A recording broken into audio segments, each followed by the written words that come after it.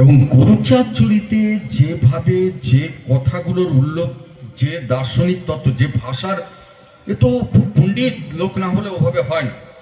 এবং শিক্ষিত সমাজে আমরা তো প্রত্যেকেই চলি, প্রত্যেকেই, সবাই, আমি, আপনি, দীনেশবাবু, আমার সহকর্মী ভাই গৌতমবাবু, অসিত, প্রত্যেকের বক্তব্য পূর্ববঙ্গে শ্রী শ্রী হরিচাঁদ ঠাকুর যে ধর্ম প্রচার করেছিলেন, যেভাবে নিপীড়িত পতিত মানুষকে আশ্রয় দিয়েছিলেন, মানুষরা আশ্রয় তার চরণে পড়ছিল, এগুলোর এত এরকম অনেকেই এসছে। আমরা যদি কনফিউসিয়াসের কথা বলি বা আরও আছে, অত নাম বলে আমি মোজেসের কথা বলি, সেগুলোর অতটা প্রচার নেই। কারণ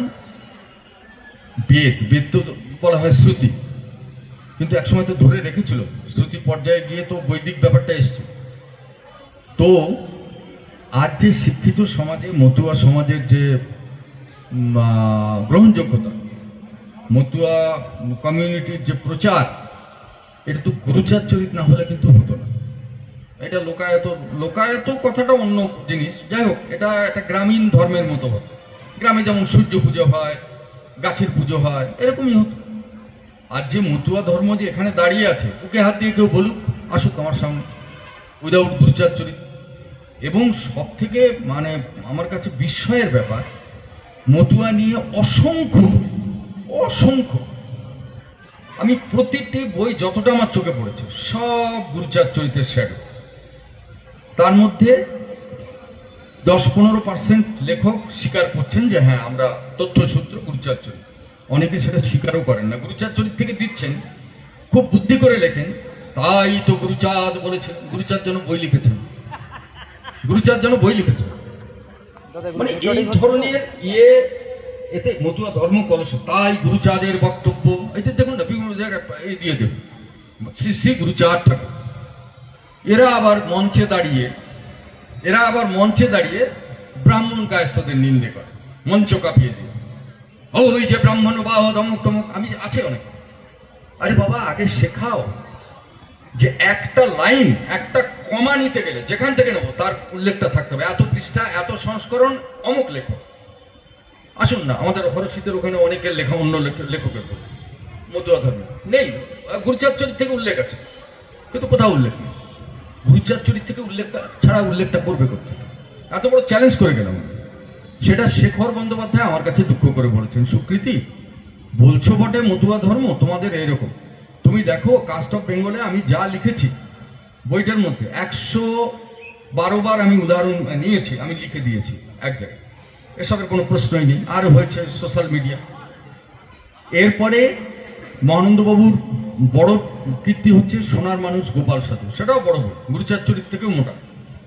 সেটা তার গুরুদেবের জীবনী হতে পারে, কিন্তু সমকালীন ইতিহাস তো তার বাইরে নয়।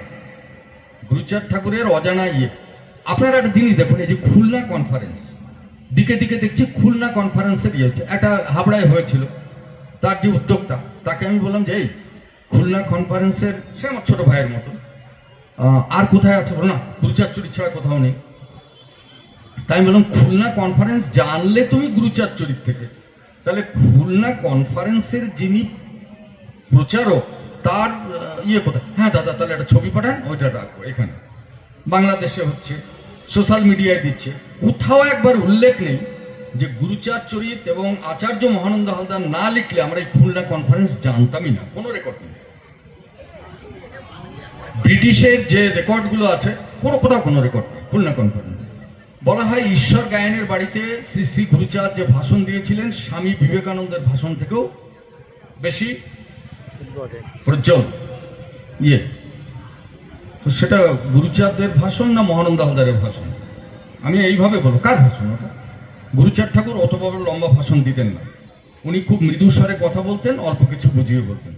সেটাকে গুরুচাঁদ, শ্রী শ্রী গুরুচাঁদের মুখে বসিয়ে যে ঘণ্টাখানিকের ভাষণ যিনি তৈরি করেছেন, সেই শ্রদ্ধাবোধ নেই বলেই এত রাজনীতিকরণ এই মতুয়া ধর্মের মধ্যে, এত ভাঙন।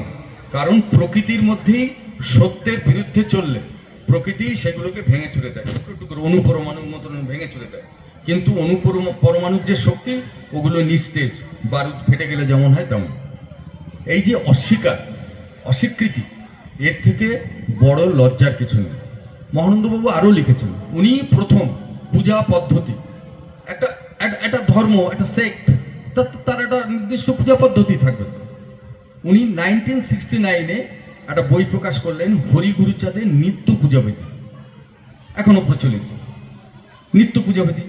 উনি তিনটে গানের বই লিখলেন, কারণ তারক সরকারের যে গানের বই হরি সংকীর্তন, উনি তো তখন কবি গান করতেন, আর উনি প্রথম দিকে তো একটা বৈষ্ণব ধারণা, তা তো হবেই, ঠাকুর তো তখন সবে প্রকাশিত হচ্ছে। ফলে ওনার হরি সংকীর্তনের বেশি গানই দেখবেন ভজ ভজ ভজরে মন, ভজ শ্রী শচীনন্দন, এই গেল।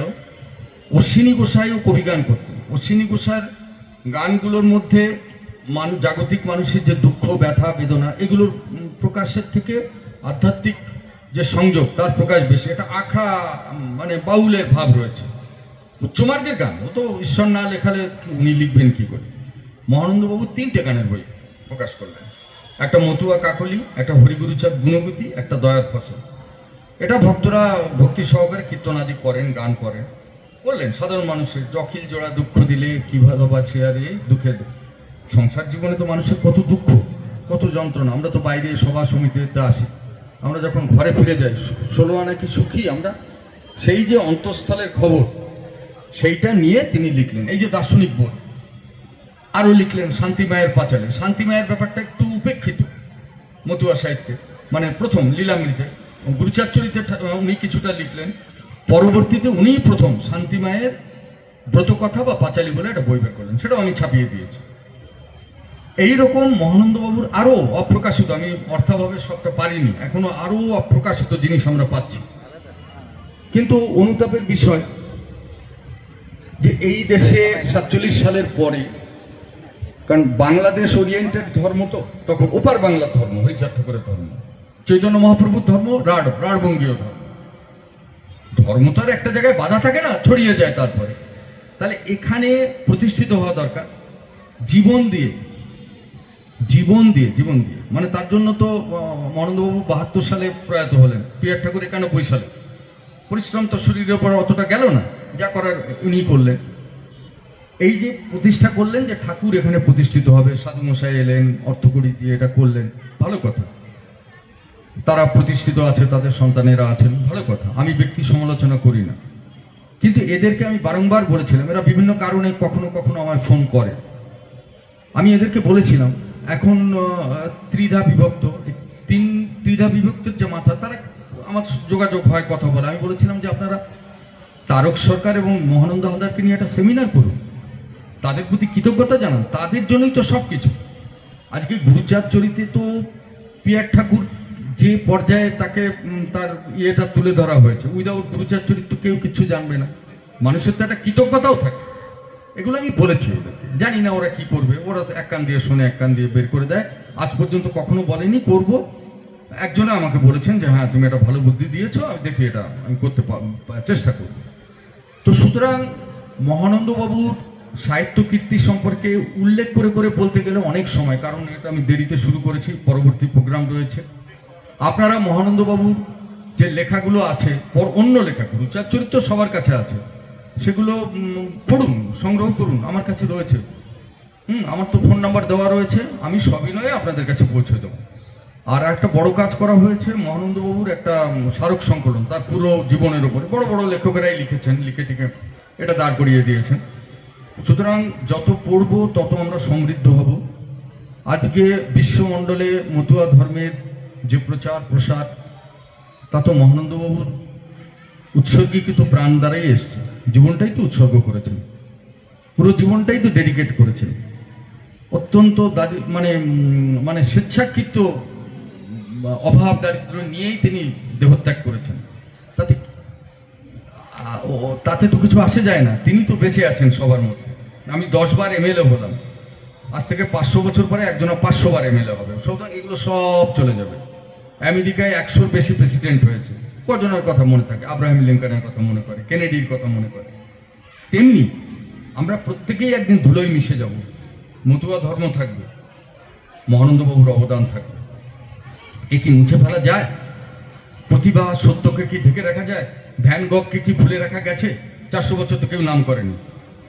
সুতরাং আমরা আজকে তার সম্পর্কে কথা বলতে পারলাম, মানে আমি তো আপনাদেরই কণ্ঠস্বর, আমি কোনো ব্যক্তি নিন্দা করিনি। আর ছোট ছোট যেসব প্রকাশ হচ্ছে সেগুলো ভালো।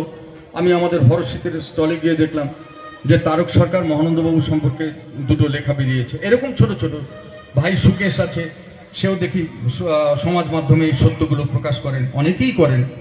সুতরাং কারো প্রতি আমার ক্ষোভ রাগ নেই, সত্য আমরা প্রকাশ করি। যত সত্যের উপরে দাঁড়াবো, যত সত্যের অবদান স্বীকার করব, এই মতুয়া ধর্ম তত পরিশ্রুত হবে, তত মানবতার আরও কাছাকাছি যাবে। মানবতার শেষ নেই, মানবতা এক জায়গায় দাঁড়ায় না, কাল সময়ের সাথে সাথে মানবতার রূপ পাল্টায়।